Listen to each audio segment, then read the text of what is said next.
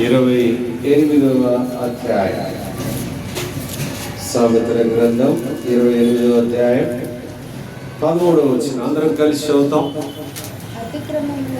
అతిక్రమములను దాచిపెట్టువాడు వర్ధిల్లడు, వాటిని ఒప్పుకొని విడిచిపెట్టువాడు కనికరం పొందడు. ఇంకొక వాక్యం యెహోషువ గ్రంథం 7వ అధ్యాయం. యెహోషువ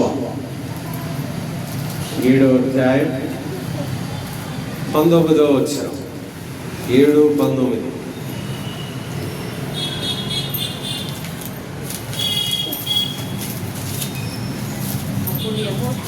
అప్పుడు యెహోషువ ఆకానుతో, నా కుమారుడా,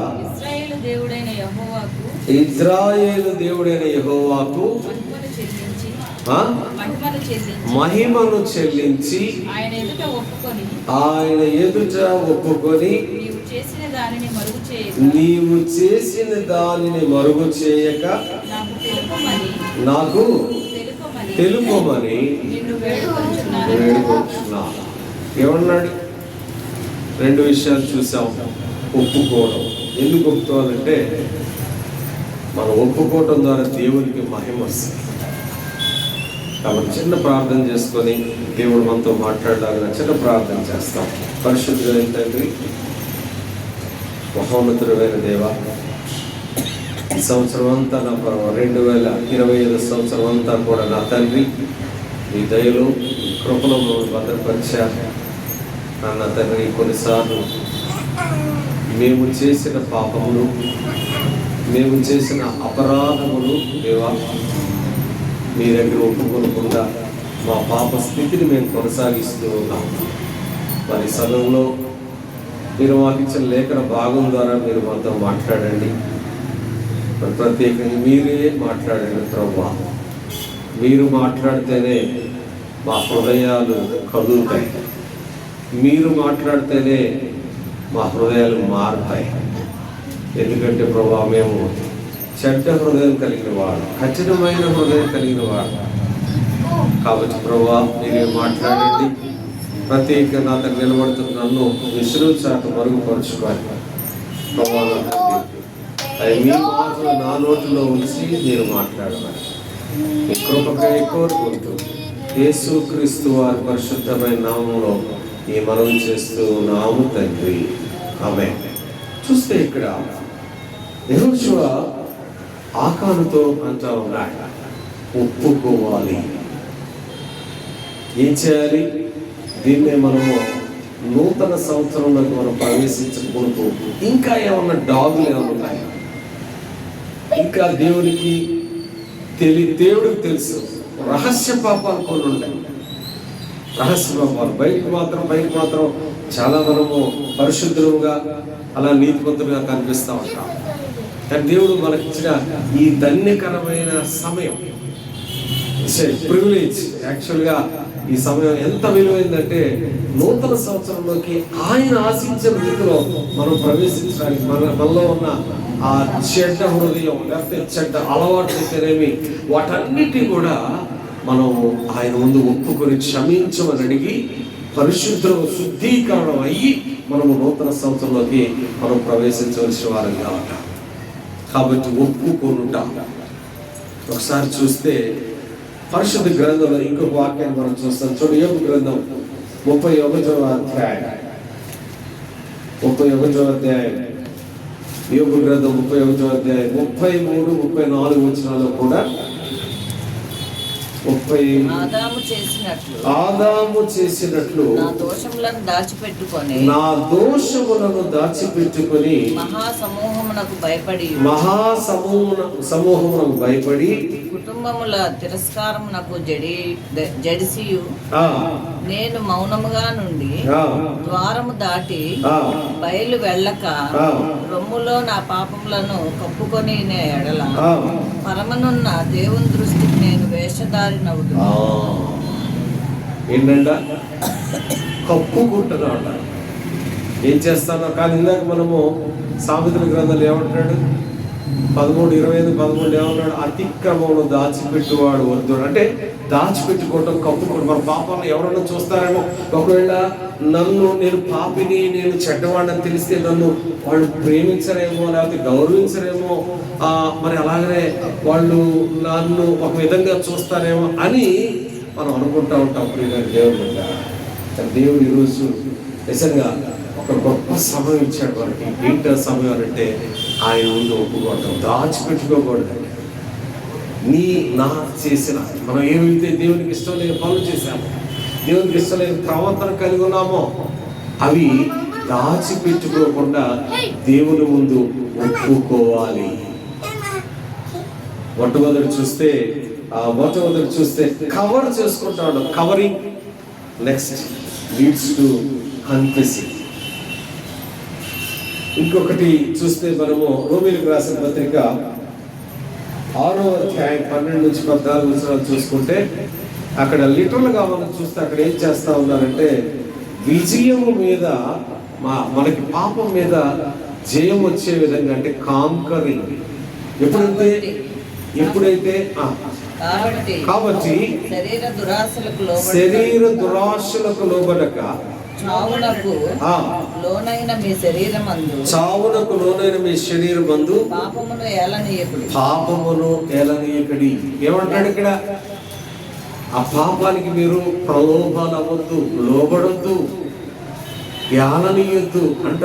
దాన్ని జయించాలి అని చెప్తాడు. How can we conquer the sin without the help of God? With the help of God, దేవుడి యొక్క కృప లేకుండా, దేవుడి యొక్క శక్తి లేకుండా మనము ఆ పాపాన్ని జయించాలి. అందుకని మనం పాపాన్ని జయించాలి అని చెప్తాము.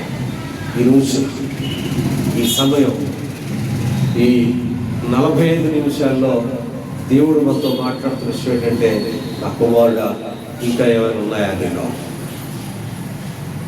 గుర్తుకోవాలి. మొట్టమొదటిగా డోంట్ కవర్ యువర్ సిన్స్. దాచిపెట్టుకుంటూ ఉంటాం. ఏమైనా అదే నువ్వేనా చేసింది? లేదు, నేను కాదు, నా పక్కన కదా. బాగా చేస్తాం కదా మనం, పక్కన మీద వేసేస్తాం. కానీ దేవుడు ఏమంటాడంటే, దాచిపెట్టుకోవద్దు, అట్లనే ఒప్పుకోమంటాం. కన్ఫెస్ అవ్వాలి, నేను పాపిని ప్రభా నీ ఎడల. అలా ఒప్పుకోవడం ద్వారా మనకి ఏమొస్తుంది? మనం కాంకర్ చేస్తాం. ఇది పాపం మీద మనకి జయం వస్తుంది. నేను కొంతమంది వ్యక్తులు నేను గుర్తు చేస్తాను మీకు, గుర్తు చేస్తాను. చూడండి, నిర్గమాకాండం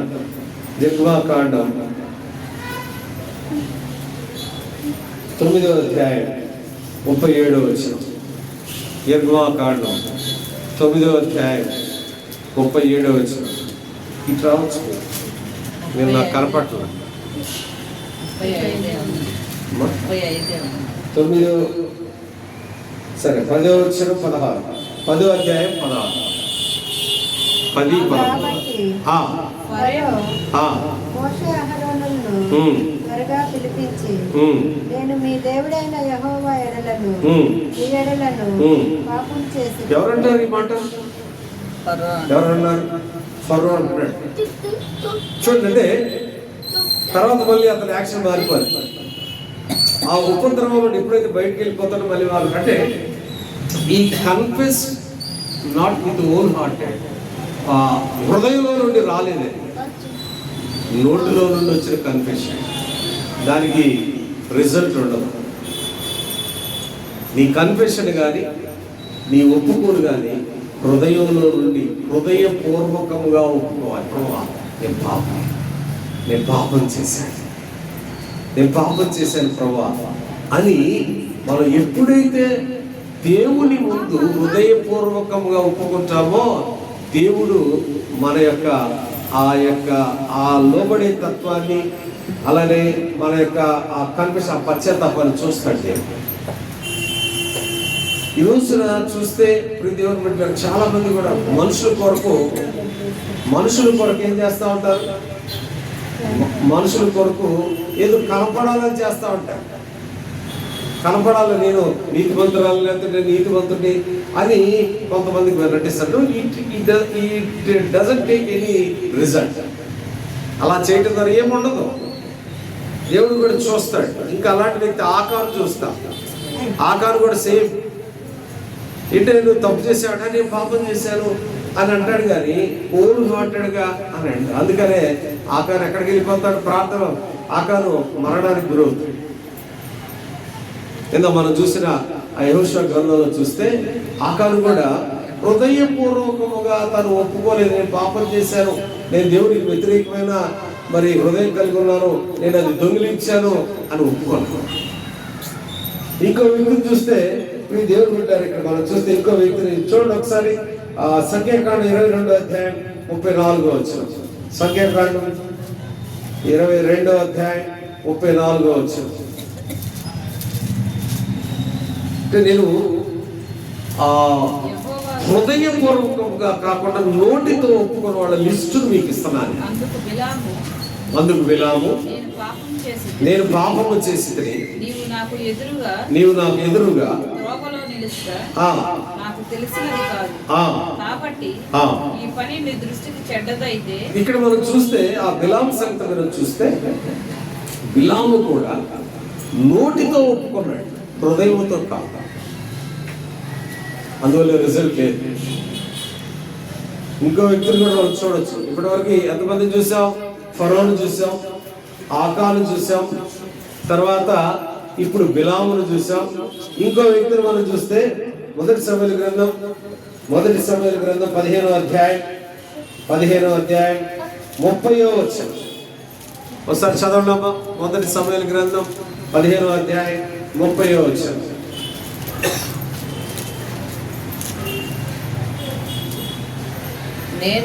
అందుకు సౌలు నేను పాపము చేసి తిని అయినను.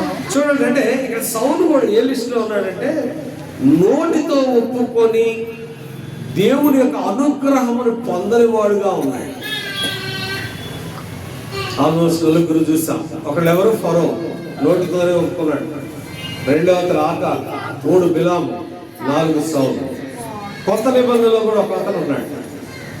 చూడండి ఒకసారి మత్తయి శుభవార్త 27:4. 27వ అధ్యాయం 4వ వచనం. యూదా ఇస్కరియోతు. నేను చాలా ఈ రిపెంటెడ్ హిమ్సెల్ఫ్, కానీ దేవుని దగ్గర వెళ్ళాను. నేను నిరపరాధి రక్తమును అప్పగించి పాపం చేశాను. అంతేగాని హృదయపూర్వకంగా event confidence in front of God and you will get such kind of forgiveness from God. మీరు గమనిస్తే యూదా ఇస్కరియోతు కూడా నోటితోనే ఒప్పుకున్నాడు, కానీ హృదయపూర్వకంగా ఒప్పుకున్నాడు. అందుకనే ఆ పాపం, ఆ బాధ, ఆ వేదన ఏం చేసింది అంటే యూదా ఇస్కరియోతుని ఉరికంబానికి ఎక్కించింది. ప్రియమైన దేవుని బిడ్డ, ఎందుకు మనం ఒప్పుకోవాలి? ఏదా మనం చూస్తాం, మనం ఒప్పుకోవడం ద్వారా దేవునికి మహిమ వస్తుందట. యెహోషువ 7:19 ఏమంటాడంటే దేవునికి మహిమ వస్తుంది. దాని ద్వారా దేవునికి మహిమ అంటే ఆయనకి ఇష్టమైన బిడ్డలుగా జీవించడం ద్వారా దేవునికి మహిమ వస్తుంది. కాబట్టి ఈ జాగ్రత్తగా ఈ విషయాలు చూస్తే ఇప్పుడు ఒక ఇద్దరు వ్యక్తులు మనం చూస్తాం. హృదయపూర్వకముగా పాపాలు ఒప్పుకున్నవాడు కూడా ఉన్నాడు. హృదయపూర్వకంగా ప్రభా, ఆయనకి నేను తట్టుకోలేకపోతా ఉన్నాను ప్రభా, నా జీవితం నాశనమైంది ప్రభా, నేను ఉండలేకపోతా ఉన్నాను ప్రభా అని ఒక వ్యక్తి మనకి వెంటనే గుర్తొస్తాడు. కథలో ఎవరంటే అతను దావీదు మహారాజు కదా. చూడండి ఒకసారి 51వ కీర్తనే కదా.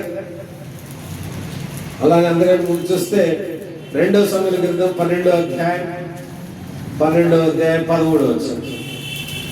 2 శామ్యూయల్ 12:13. నేను పాపము చేసి తిని దావీదు నాతానుతో అనగా నాతాను నీవు చావకుండునట్లు యెహోవా నీ పాపమును పరిహరించును. చూడండి, అంటే ఒక్కసారి మనం మన జీవితాన్ని మనం చూస్తే, ఒక ప్రాక్టికల్గా మనం ఆలోచిస్తే, ఎవరైనా వచ్చి నిజంగా నువ్వు ఆ తప్పు చేసినా, నేను ఆ తప్పు చేసినా, వచ్చి మన ముందుకు వచ్చి మీరు ఆ తప్పు చేశారు అని అంటే, are we in a position to receive such comment from others. నిజంగా తప్పు చేసావు అని అన్నప్పుడు నిజంగా మనము వాళ్ళ మీద ఎటువంటి క్లచ్ పెట్టుకోకుండా yes I committed a mistake, నేను తప్పు చేశాను, నా దేవునికి వ్యతిరేకంగా నేను తప్పు చేశాను అని దావీదు నాతాను ముందు ఒప్పుకున్నాడు. ఒప్పుకొని ఆ టైంలోనే ఒక కీర్తన రాశాడు. నా దోషం పోవునట్లు. చూసారా, అంటే అంత గడిచి ఉండాలి. ఒప్పుకోవాలంటే నిజంగా ఏముండాలి, అంత ధైర్యం ఉండాలి. తప్పించుకుంటా ఉంటాం, కానీ మనం ఒప్పుకోవడం ద్వారా, మన పాపమును దాచిపెట్టకపోవడం ద్వారా, ఒప్పుకోవడం ద్వారా ఏంటంటే దేవునికి మహిమ వస్తుంది. ఒక మాట అంటాడు ఒక చోట యెషయా గ్రంథంలో ఏమంటాడంటే 63:7 అనుకుంటా, ఏమంటాడంటే I created the people to get glory for me అని అంటాడు దేవుడు. నేను ఎందుకు వీళ్ళని సృష్టించానంటే నాకు మహిమ తెచ్చుకుంటాను సృష్టించాను అంటే. నాకు మహిమ రావాలి, నా బిడ్డల ద్వారా, నా స్వరక్తాన్ని చిందించడం ద్వారా నేను వీళ్ళని ఏమన్నా ఏం చేసే నేను కనాను. దే ఆర్ మై పీపుల్, మీరు నా బిడ్డలు. ఈ బిడ్డల ద్వారా నాకు మహిమ రావాలి. చూసారు, ఇక్కడ చూస్తే ప్రియదేవుని బిడ్డలారా, ఇక్కడ చూస్తే నిజంగా దావీదు యొక్క జీవితాన్ని చూస్తే అసలు ఆయన ఒప్పుకోవాల్సిన అవసరం లేదు. నాతనే వీళ్ళు అనొచ్చుగా, నాతాను ఏమంటే ఒక profit, is one of the profits. ఆ నాతాను ముందు మరి ఎంతగా ఒప్పుకున్నాడంటే, అంటే ఆ లోపల దేవుడు అతని చేత ఈ నేను తప్పు చేశాను అని ఒప్పింపజే. ఎప్పుడు when we obey the God, when we submit the God, దేవునికి లోబడినప్పుడు ఆటోమేటిక్గా మనం ఏం చేస్తామంటే అది ఒప్పేసుకుంటాం. చూడండి, దావీదు చూస్తే నిజంగా ఆశ్చర్యం. ఆ కీర్తన ఒకసారి చదువుదామండి. దాంట్లో చూస్తే అసలు నా దోషం పోవునట్లు నన్ను బాగుగా కడుగుము, నా పాపము పోవునట్లు నన్ను పవిత్రపరచుము, నా అతిక్రమములు నాకు తెలిసే. ఏంటంట, తను చేసిన తప్పుడు తనకు తెలుసు. వేరే వాళ్ళు చెప్తా ఉంటారు జనరల్ గా, అతనే చెప్తున్నాడు నేను ఏం చేశానో, నేను ఏం తప్పు చేశానో, నేను ఎలా ప్రవర్తిస్తున్నానో, నేను ఎలాంటి ఆలోచనలతో ఉన్నానో, ఎలాంటి తలంపులతో ఉన్నానో, ఎలాంటి కోరికలతో ఉన్నానో అవన్నీ కూడా నాకే తెలుస్తా ఉన్నాయి. నా పాపం ఎల్లప్పుడూ నా ఎదుట, చూడండి, ఎదుట కనిపిస్తా ఉందట. దాని గురించి వల్ల మనం కొంచెం ఎలాంటి అది ధ్యానిద్దాం. కాబట్టి హృదయపూర్వకముగా ఒప్పుకున్న వాళ్ళ లిస్టులో మనకు దావీదు మహారాజు చూస్తాం. ఇంకో అతను చూస్తామండి, కొత్త నిబంధన గ్రంథంలో మన చిన్న కుమారుడు నిజంగా ఒప్పుకున్నాడా ఒప్పుకోలేదా చెప్పండి. చూడండి, లూకా శుభవార్త 15వ అధ్యాయం అనుకుంటా, 17-12. లూకా శుభవార్త 15వ అధ్యాయం 18వ వచనం చదవండి ఒకసారి. నేను నా తండ్రి ఎదుటను దేవుని ఎదుటను నేను పాపము చేసి నేను లేచి నా తండ్రి ఎదుటకు వెళ్ళి, తండ్రి నేను పరలోకములకు విరోధముగాను నీ ఎదుటను పాపం చేసి. చూసారా, అంటే నిజంగా ఒకవేళ తండ్రి దగ్గరకు వచ్చేసి అతను బ్లఫ్ అవ్వచ్చు, అంటే అబద్ధం ఆడొచ్చు, నేనేం చేయలేదు కదా నాన్న అని అనొచ్చు. అని ఆ లోపల మనసాక్షి ఏం చేసింది, రే you are committed a mistake అని అన్నప్పుడు ఆ మనస్సాక్షికి లోబడ్డాడు. ఈరోజు మనం చేయాల్సిన విషయం ఏంటంటే, ఏ లిస్టులో ఉన్నాం మనం? నోటిలో ఒప్పుకునే ఆ లిస్టులో ఉన్నామా, లేదా హృదయపూర్వకంగా దేవుని దగ్గరికి వెళ్ళి ప్రభువా ఎవరో ఏదో అనుకుంటారని కాదు, నాకు అవసరం లేదు. ఎవరో ఏదో అనుకోవాల్సి వాళ్ళు అనుకోవడం అవసరం లేదు. దేవుని ముందు ఆయన త్రాసు చూసినప్పుడు మనం ఎలా ఉంటాం. కాబట్టి అంటే ఆ ఒప్పుకోవటం అనేది, అంటే ఏం ఒప్పుకున్నారు వాళ్ళు? పాపాన్ని ఒప్పుకున్నారు. అసలు పాపం అంటే ఏంటి? పాపం అంటే ఏంటి? పాపం అంటే ఏంటి? నేత్రాశ, జీవకుడంబం. ఒక్కసారి చదువుదామా? ఒకసారి వీటిని ఒప్పుకోవాలి అంటే పాపాన్ని ఒప్పుకోవాలి. ఏంటి పాపం అంటే? అంటే చాలా చాలా డిఫినేషన్స్ దేవుడు మనకి పరిశుద్ధ గ్రంథంలో రాసి ఇచ్చాడు, కానీ మనకి కొన్ని తెలుసు. రోమిలికి రాసిన పత్రిక 14వ అధ్యాయం 23వ వచనం. అనుమానించువాడు తినిన ఎడల విశ్వాసం లేకుండా తిను, కనుక దోషి అని తీర్పు ఓకే, ఒక చిన్న మాట ఒకసారి మళ్ళా చదవమ్మా.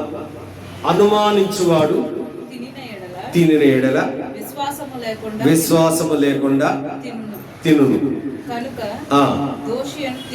అంటే ఏంటది? అవిశ్వాసముతో ఉన్నవాడు పాపం చేసినట్లే.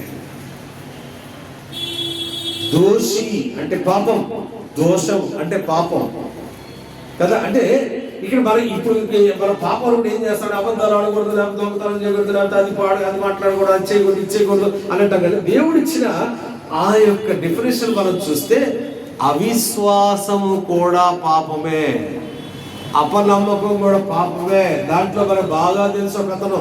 ఎవరతను? మన దేశానికి వచ్చాడు మొట్టమొదటిగా. ఎవరైనా? తోమా గారు. నేను నమ్మను.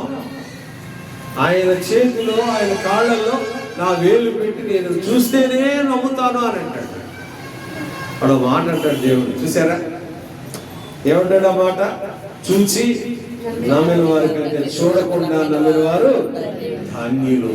కాబట్టి పాపము అనంటే అవిశ్వాసం. ఈ 2025 సంవత్సరంలో ఎన్నిసార్లు అవిశ్వాసముగా మన జీవితాన్ని మనం కొనసాగించాం? ఇప్పుడు చెక్ చేసుకోవాలి. ఎన్నిసార్లు, ఎన్ని విషయాల్లో మన అవిశ్వాసాన్ని కనుపరిచాం? అవిశ్వాసం అంటే పాపం, పాపం అంటే అవిశ్వాసం. దేవుని వాక్యం చెప్తా ఉంది. కాబట్టి మరి జనవరి 1, 2025 నుండి మరి ఈ రోజు వరకు ఎన్నిసార్లు ఏదైనా విషయంలో, ఏదైనా పరిస్థితిలో, ఏదైనా సంఘటనలో దేవుని విశ్వాసం ఉంచకుండా అవిశ్వాసాన్ని కనుపరిస్తే మనం పాపం చేసిన వారమే. దాన్ని బట్టి మనం ఏం చేయాలంటే దేవుని ఒప్పుకోవాలి. ప్రభా, అవిశ్వాసంగా ఉన్నానయ్యా, నీ శక్తిని నేను నమ్మలేదయ్యా, నీ యొక్క మహిమని నేను నమ్మలేదయ్యా, నా శక్తి మీద, నా మీద లేదా మనుషుల మీద నేను నమ్మాలయ్యా అని ఒక్కసారి మనం చేసుకొని ఒప్పుకోవాల్సిన వారిని నమ్మాలి. పాపం అంటే అవిశ్వాసం. కాబట్టి నిజంగా దేవుని చూస్తే నాకు కూడా చాలా ఆశ్చర్యం వేసి చదువుతా ఉంటే, పాపం అంటే ఏంటో, పాపం అంటే మనకు తెలుసు. ఏంటి పాపం అంటే? దొంగతనం చేయకూడదు, లేకపోతే చెడ్డగా మాట్లాడకూడదు, లేకపోతే చెడ్డ పనులు చేయకూడదు, అంతే కదా. ధర్మశాస్త్రం వ్యతిరేకంగా చేయకూడదు, అది చేయకూడదు, ఇది చేయకూడదు. కానీ దేవుడు వాక్యం చెప్తాను ఏంటంటే దోషం ఏంటి? అవిశ్వాసం కూడా దోషం. దోషం అంటే పాపం. కాబట్టి ఒకసారి ఆలోచించుకుందాం. ఎన్నిసార్లు నేను ఈ సంవత్సరం అవిశ్వాసముగా నేను జీవించాను, ఆ విధంగా ఎన్నిసార్లు ఎన్ని పాపాలు చేశానో అని మనం చూసుకుంటే మనకి అర్థమైపోతా ఉంటుంది. ఒకసారి చూడండి, ఒకసారి అదే మనము తోమా చూస్తే 20వ అధ్యాయం, యోహాను సువార్త 20వ అధ్యాయం 29వ వచనం, మనం 29వ వచనం. యేసు నీవు నన్ను చూచి నమ్మితివి కనుక. నేను ఒకసారి రిఫరెన్స్ చెప్తా ఉన్నాను, అంటే తోమా యొక్క ఆ మాటను రిఫరెన్స్ చెప్తాను. యోహాను సువార్త 20వ అధ్యాయం 29వ వచనం. Gospel John 20:29. యేసు నీవు నన్ను చూచి నమ్మితివి, చూడకుండా. ఒకసారి రోమీయులకు రాసిన పత్రిక 8వ అధ్యాయం 32వ వచనం చూస్తాం. అపోస్తలుడు పౌలు గారు రోమా సంఘానికి రాసిన 8వ అధ్యాయం 32వ వచనం.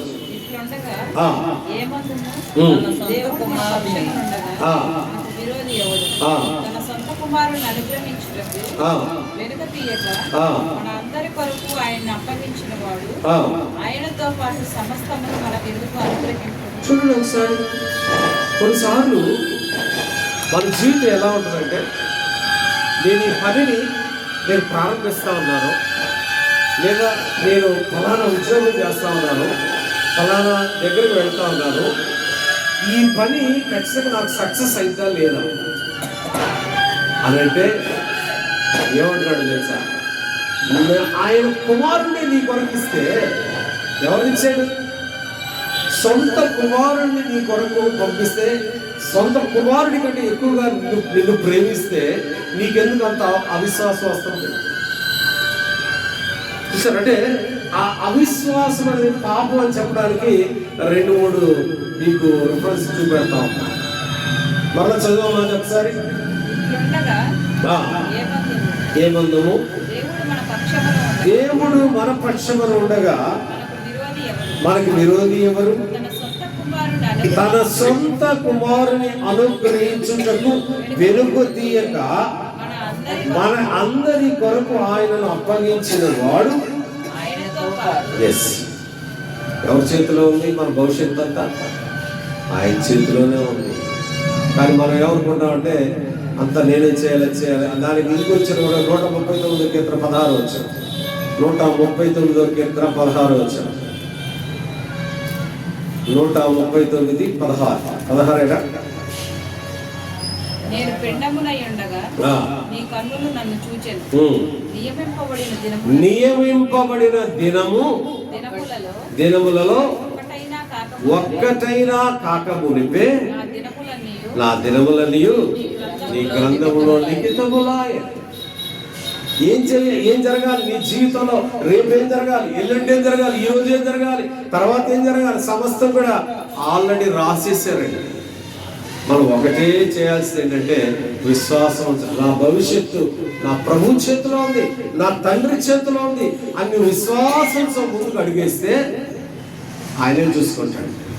కానీ మనం ఏం చేస్తామంటే మన మీద మనం ఆధారపడి మనకెళ్ళి మనం చూసుకుంటా మన జీవితాన్ని పాడు చేసుకుంటా ఉంటాం.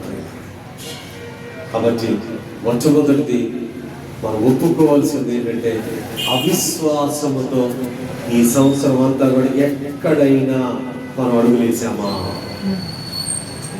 అవిశ్వాసమే పాపం. రెండవ తలంపు చూస్తాం. చూడండి, 1 కొరింథీయులకు రాసిన మొదటి పత్రిక 8వ అధ్యాయం 11-12 వచ్చిన. కొరింథీయులకు రాసిన మొదటి పత్రిక 8వ అధ్యాయం 11-12 వచ్చిన.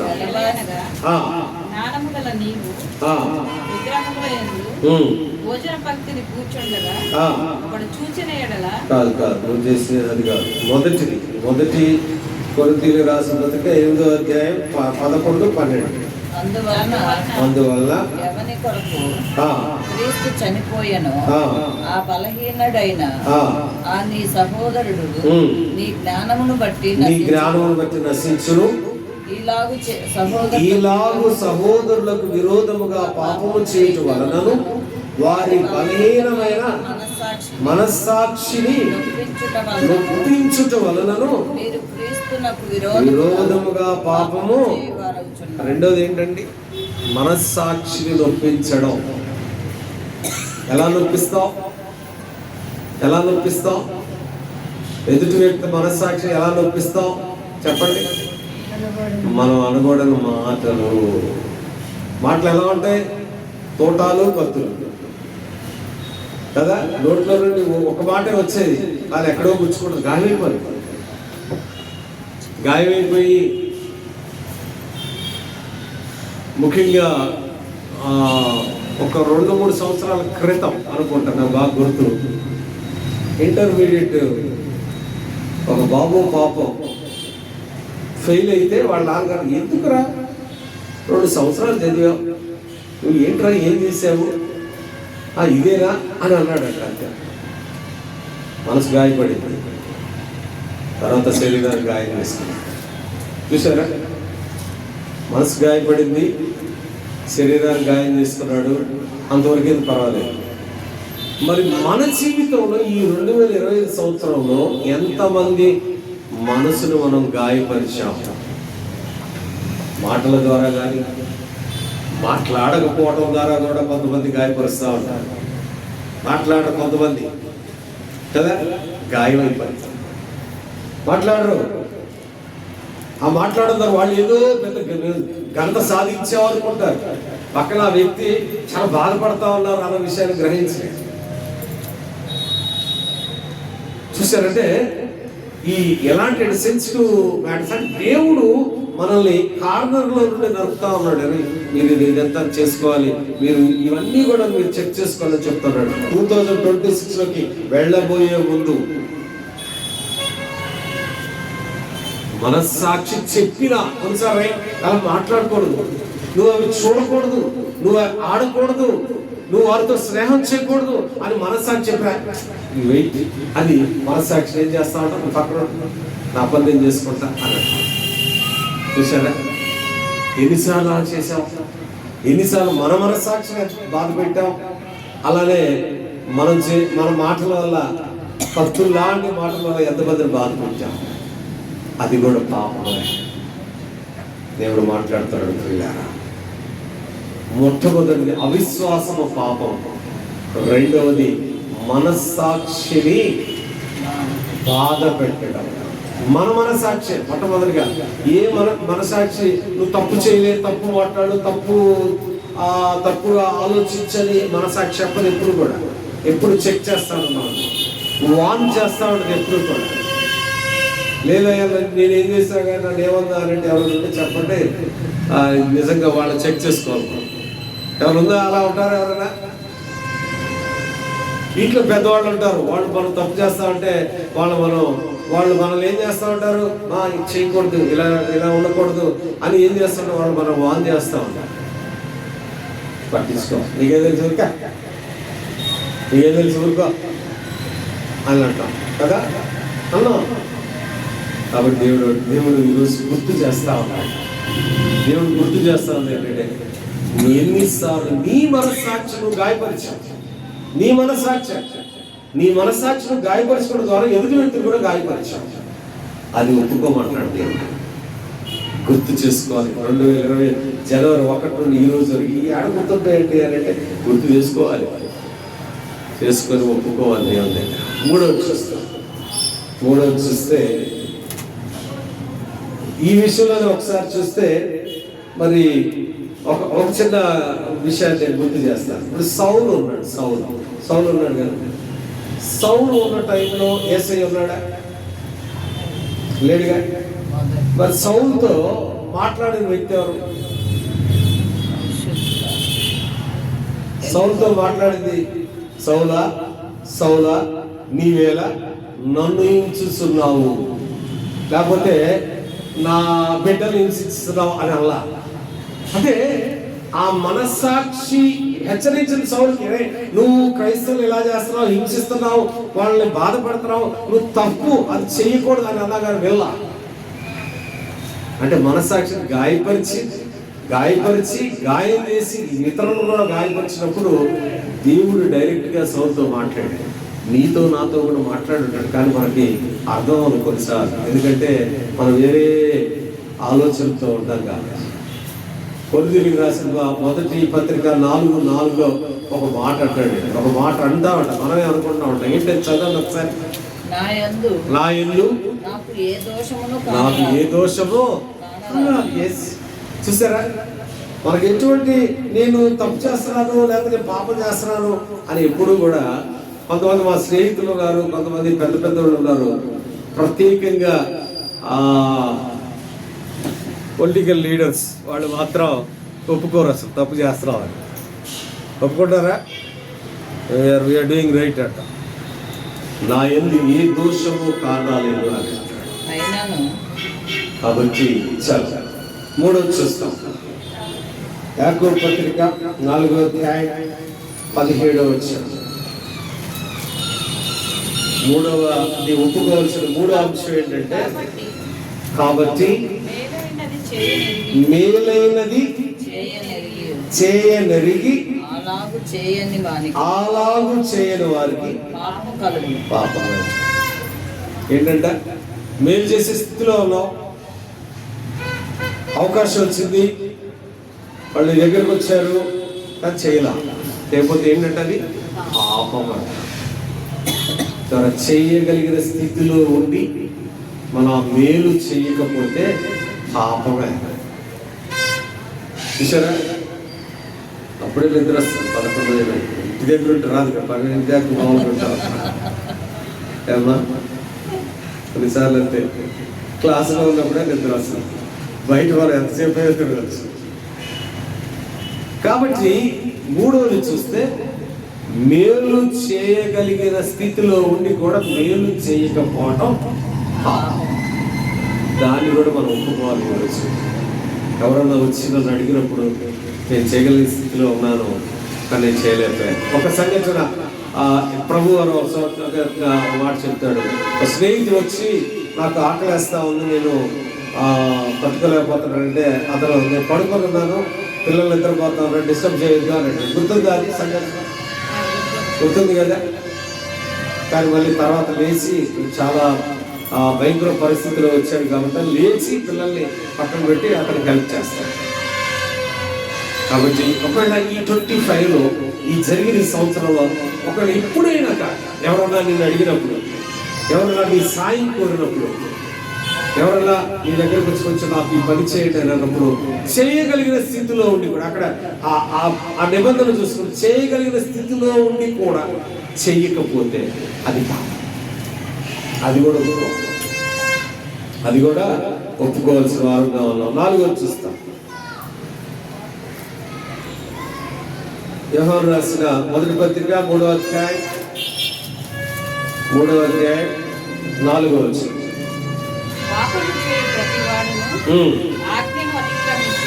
ఏంటి ఆజ్ఞ? కొత్త నిబంధన గ్రంథంలో మనకిచ్చే నూతన ఆజ్ఞ ఏంటి కదా? అక్కడ 13 అంటే చూడండి ఒకసారి. యోహాను శుభవార్త 13వ అధ్యాయం 34, 35 చదువుతావా? యోహాను శుభవార్త 13వ అధ్యాయం. చాలా ఆజ్ఞలు ఉన్నాయి, మీకు ఒక ఆజ్ఞలు ఇస్తున్నాను. ఒకరినొకరు ప్రేమింపవలెనని మీకు క్రొత్త ఆజ్ఞ ఇచ్చుచున్నాను. ఆల్రెడీ ఉన్నాయి, మనకి చాలా ఉన్నాయి.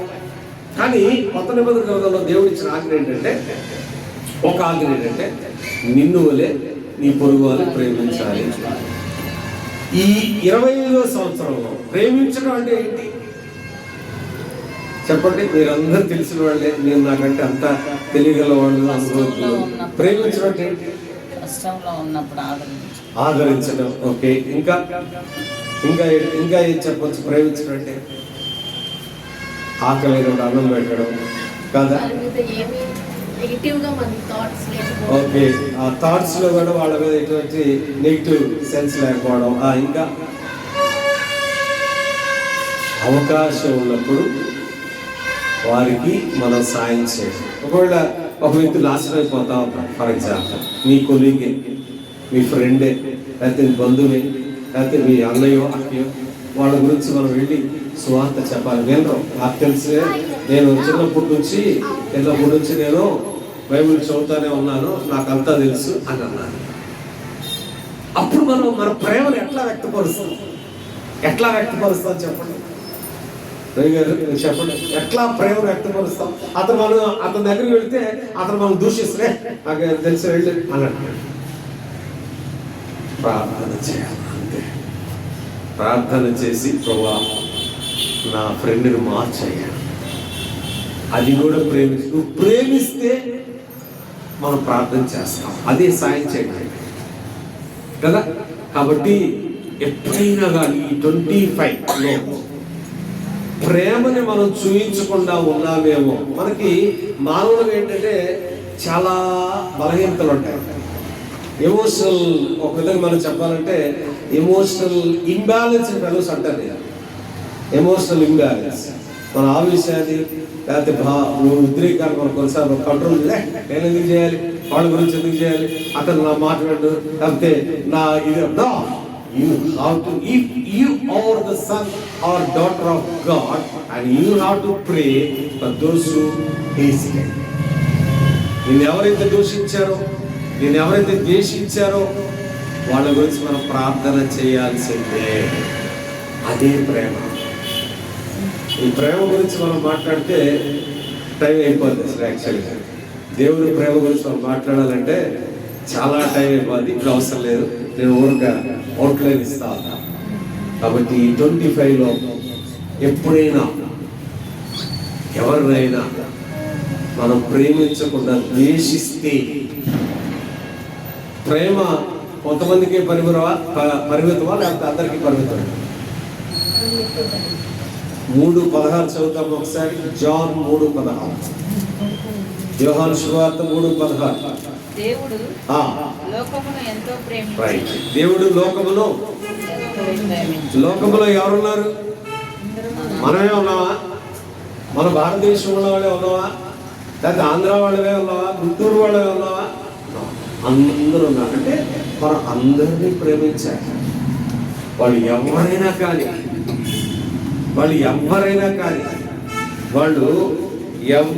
కానీ మనము ప్రేమించాల్సిందే. కాబట్టి నా ప్రియమైన దేవుని బిడ్డ, ఈ 25 ఈ 2025 సంవత్సరంలో మీ స్నేహితులు అవ్వచ్చు, బంధువు అవ్వచ్చు, అన్న అవ్వచ్చు, అక్క అవ్వచ్చు, లేదా చెల్లి అవ్వచ్చు, లేకపోతే ఇంకొకళ్ళు అవ్వచ్చు, ఎవరినైనా మనం ద్వేషిస్తే, ప్రభువా నేను ద్వేషించానయ్యా, ప్రేమించలేదయ్యా, నన్ను క్షమించాను, నేను ఒప్పుకుంటున్నానయ్యా, నేను ఒప్పుకుంటున్నాను. మా సారు నాకు మీ అసైన్మెంట్ లో మార్కు వేయలేదు ప్రభా, నేను అతను ద్వేషిస్తాను అని అనుకుంటున్నావా? ప్రేమించాల్సిందే. దేవుడి ఇచ్చిన ఆజ్ఞంటి మనం ప్రేమించుకోవాలి. ఇతరులు కూడా ప్రేమించాలి. నిన్ను నీవు ప్రేమించి అక్కడ భలే ఉంటుంది అసలు. ఎట్లా మనం ఎంతగా ప్రేమించుకుంటాం, మనం ఆరోగ్యం చూసుకుంటాం, అందం చూసుకుంటాం, మన ఆర్థికపరమైన విషయాలు చూసుకుంటాం, కుటుంబం చూసుకుంటాం. ఎంత అంటే నేను చాలా ఫైన్ గా ఉండాలి అని అనుకుంటాం కదా. సేమ్ వే వేరే వాళ్ళు కూడా అలా ఉండాలని కోరుకోవాలి. ఒకసారి నేను ఒక ఆటో మీద చూస్తూ ఉంటాను. ఆ ఆటోలో అందరూ బాగుండాలి, అందులో నేను మాత్రమే ఉండాలిదా? చూసారా? కాబట్టి అందరినీ ప్రేమించాలి దేవుడు. ఎందుకంటే ఆయనే మనకి మాదిరి. మొదటి యోహాను పత్రిక 4వ అధ్యాయం 10వ వచనం. మొదటి యోహాను పత్రిక 4వ అధ్యాయం 10వ వచనం చూస్తే ఏమంటున్నాడు అక్కడ? మనము దేవుని ప్రేమించి కాదు, కానీ మనం ప్రేమించి మన పాపములకు ప్రాయశ్చిత్తమైనటకు తన కుమారుని, ఇందులో ప్రేమ ఉంది. కాబట్టి ఆ ప్రేమను కనుపరిచాడు. నేను లోకాన్ని ప్రేమిస్తున్నాను అనడానికి నిదర్శనం ఏంటంటే, రుజువు ఏంటంటే, మనం చేసుకున్న అదే పండగ. అమ్మా ఏ పండగ? క్రిస్మస్. నీ జీవితంలో నీ హృదయం పుట్టినరోజు క్రిస్మస్. మరి ఆయన ప్రేమ మనం పొందిన వారంగా ఆ ప్రేమను ఇతరులకు కూడా మనం పంచవలసిన వారంగా ఉన్నాం. ఇంకోటి చూస్తాం. 5వ చూసుకుంటే మొదటి సమూయేలు గ్రంథం 12వ అధ్యాయం 23వ వచనం. మొదటి సమూయేలు గ్రంథం 12వ అధ్యాయం 23వ వచనం. చదువుతారా ఎవరన్నా?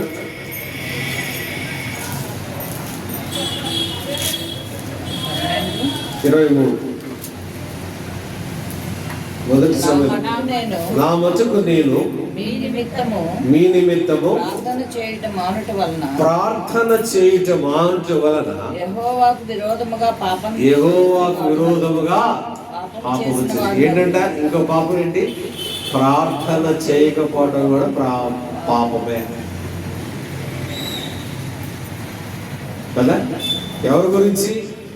నా మటుకు నేను మీ నిమిత్తం. మన గురించి మనం ప్రార్థన చేసుకుంటాం కదా, చక్కగా చేసుకుంటాం. ఉదయాన్నే లేస్తాం, చదువుతాం, వాక్యం చదువుతాం. Thank you lord, you have given a good word lord, comfort lord అని అంటాం, ఇది అంటాం.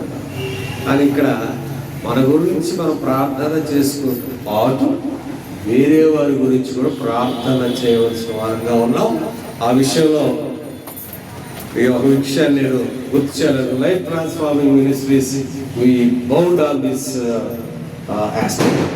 మేము ప్రతి ఒక్కరి గురించి కూడా ప్రార్థన చేస్తామని చెప్పడానికి ఇది అతిశయోక్తి కాదు. ప్రతిరోజు 7:30కి అందరూ కూడా కూర్చొని అందరి గురించి ప్రార్థన చేస్తాం. ముఖ్యంగా మన కుటుంబాల గురించి ప్రార్థన చేస్తాం. వేరే వాళ్ళు ఎవరో చెప్పారు, అయ్యా పలానా విషయం గురించి ప్రార్థన చేయండి అని అంటే ఖచ్చితంగా దాదాపుగా అందరి గురించి ప్రార్థన చేస్తాం. కాబట్టి ఒకవేళ మనం ప్రార్థన చేయకపోతే పాపము చేసుకోవాలి. ఇంకా చూస్తే అదే కాకుండా పాపం, ప్రార్థనే కాకుండా ఇంకా మనం చూసుకుంటే వాక్యాన్ని చదవవలసినంత వాక్యం చదవకపోవడం. చాలా బిజీ లైఫ్ కదా. క్యాలెండర్ ఉందిగా చాలు, కేవలం వాక్యం ఉంది కానీ చాలు, అది కూడా పాపమే. అది కూడా పాపమే. వాక్యాన్ని చదవలసినంతగా దేవుడు ఉదయాన్నే వాక్యం ద్వారా నాతో ఏం మాట్లాడుతున్నాడు, నన్ను ఏం చేయమంటాడు, నన్ను ఏం తీసేసుకోమని, నన్ను ఏమి ఫాలో అవ్వమంటాడు, తర్వాత నేను సరి చేసుకోవాల్సిన ఉన్నాయా, అవన్నీ కూడా తెలిసేది ఏంటంటే దేవుడు వాక్యాన్ని చదవటం ద్వారా మనకు తెలుస్తాయి. ప్రతిరోజు మనల్ని దేవుడు ఏం చేస్తాడంటే మనల్ని ప్రతి విషయంలో కూడా గైడ్ చేస్తాడు. ఒక విషయంలో బాధపడతా ఉన్నా, ప్రభా ఏంటి ప్రభా అని అన్నప్పుడు నీళ్ళు ఆయన బైబిల్ చదవాలి, వాక్యము చదవాలి. నాకు అలవాటు లేదండి, అలవాటు లేదు అని చెప్పద్దు దయచేసి. ఇప్పుడు దేవుడు మాట్లాడుతా ఉన్నాడు, ఈ 2025 సంవత్సరంలో నువ్వు వాక్యం చదవలసినందుకు వాక్యం చదవకపోవటం కూడా పాపమే అన్నాడు. చూసావా ఎన్ని ఉన్నాయి, కనపడకుండా మనం ఎన్ని పాపాలు చేస్తున్నాం. ఇంకా అవసరమైనప్పుడు ఇంకా ప్రేమ అన్నాను కదా, మనం వాళ్ళకి వెళ్ళి కంఫర్ట్ ఇవ్వకపోవడం, కంఫర్ట్ కొలిసాలి కుదరదు, నాకు టైం లేదు అని, అది కూడా పాపం. అది కూడా పాపం. అలాగే పరిస్థితి మనం వెళ్ళాలి, వాళ్ళ దగ్గరికి వెళ్ళాలి, వాళ్ళు కౌన్సిలింగ్ ఇవ్వాలి. వాళ్ళు చూస్తూ ఉన్నారు కానీ మనకున్న షెడ్యూల్ బట్టి మనం వెళ్ళలేకపోయాం, అది కూడా పాపం. ఒక ఆత్మ నీ వలన నా వలన నశించిపోయిందంటే అది కూడా పాపమే. ఈ 2025 సంవత్సరంలో నా ప్రియమైన దేవుని పెట్టారా, ఒక్కసారి చూసుకుందాం. ఒకసారి చూసుకొని ఇప్పుడు నేను తను గుర్తు చేస్తాను. దావీదుని ఇప్పుడు గుర్తు చేస్తా. 51వ కీర్తన ఏమంటాడు ఆయన, నా దోషం నాకు తెలిసింది ప్రభా, నాకు కనపడతా ఉంది ప్రభా, నేను పాపం చేసి నాకు కనపడతా ఉంది ప్రభా, నన్ను కడుగయ్యా అని ఎట్లా ఒప్పుకున్నాడంటే నిజంగా ఒక పశ్చాత్తాపానికి లేకపోతే ఒక కన్ఫెషన్కి మాదిరి ఎవరంటే దావీదు. తెలుస్తుంది నా దోషం నాకు కనపడదు, నా ముందే కనపడుతున్నాయి. కొంతమంది ఏమంటారు, వాళ్ళు తప్పు చేసినా కానీ డైరెక్ట్ గా వాళ్ళు చూసినా నేను కాదు అని. ఒక సహోదరు చోటకి వెళ్తా ఉంది, మనం కనపడతాను అక్కడ నేను కాదు అని అంటారు. దారుణం కదా. కాబట్టి ఇవన్నీ కూడా 5 విషయాలు మనం చూసాం. ఏంటంటే మొట్టమొదటి పాపం, అవిశ్వాసం. రెండవది మనస్సాక్షిని గాయపరచడం. మూడవది మేలు చేయకపోవడం. నాలుగవది ప్రేమించకపోవడం. ఐదవది 5లో చాలా ఉంటాయి, ప్రార్థన, వాక్యం చదవకపోవడం, అట్లా దేవుని సన్నిధికి కూడా రాకపోవడం, ఇది కూడా పాపమే. దేవుడు మనకు ఒక క్రమాన్ని ఇచ్చాడు. ప్రతి ఆదివారం ఆయన ఇంటికి వెళ్ళి ఆయన ఆరాధించాలి. ఆయన్ని మన ఇంటికి రప్పించుకోకూడదు, అది కూడా పాపం. అందుకనే మీ పాత నిబంధనలు చూస్తే ఐశ్వర్య దినం గురించి చాలా పర్ఫెక్ట్గా రాస్తారు. కాబట్టి ఇవన్నీ కూడా గుర్తు చేసుకొని ప్రతి ఒక్కరూ మీ పర్సనల్గా బయటికి చెప్పుకుంటే చాలా సంతోషం. నేను చెప్పలేనండి అని అంటే నీ మనసులో చెప్తే లాస్ట్లో నేను చేస్తాను. లాస్ట్లో నేను చేసి ఒప్పుకోండి, మీరు చేసి కాదు, నేను చేసి ఒప్పుకోవాలి కదా. కాబట్టి 5 విషయాలు గుర్తున్నాయా? ఒకటి ఏంటది? ఒకటి అవిశ్వాసం. 2 మనస్సాక్షిని ఒప్పించడం. 3 మేలు చేయగలిగినప్పుడు మేలు చేయకపోవడం. 4 ప్రేమించకపోవడం. 5 ప్రార్థన, వాక్యం చదవకపోవడం. అట్లానే దేవుని మందిరాన్ని మనం నిర్లక్ష్యం. ఇవన్నీ కూడా గుర్తుంచుకొని మీకు గుర్తొచ్చి అన్నీ కూడా ప్రభా నిజంగా నా ప్రభా నేను వెళ్ళాలనుకున్నాను ప్రభా, కానీ వెళ్ళలేకపోయానయ్యా, నన్ను క్షమించయ్యా, నెక్స్ట్ ఇయర్ తప్పకుండా వెళ్తానయ్యా, వాగ్దానం నువ్వు ఒప్పుకోవాలి. అట్లానే తీర్మానం కూడా తీసుకోవాలి, ఒప్పుకోవాలి, తీర్మానం కూడా తీసుకోవాలి. చేద్దామా అట్లా? సరే, అందరూ కూడా కళ్ళు మూసుకొని, ఎవరు బయటికి మీరు ఒప్పుకునే వాళ్ళు ఒప్పుకోవచ్చు, లేదు అందరికీ తెలుస్తాయి, అందరికీ నేను ఒప్పుకోను అని అంటే యూఆర్ మోస్ట్ వెల్కమ్. నేను మాత్రం చివరికి నేను మాత్రం అందరి ముందు ఒప్పుకుంటాను నేను చేసి ప్రార్థించాను.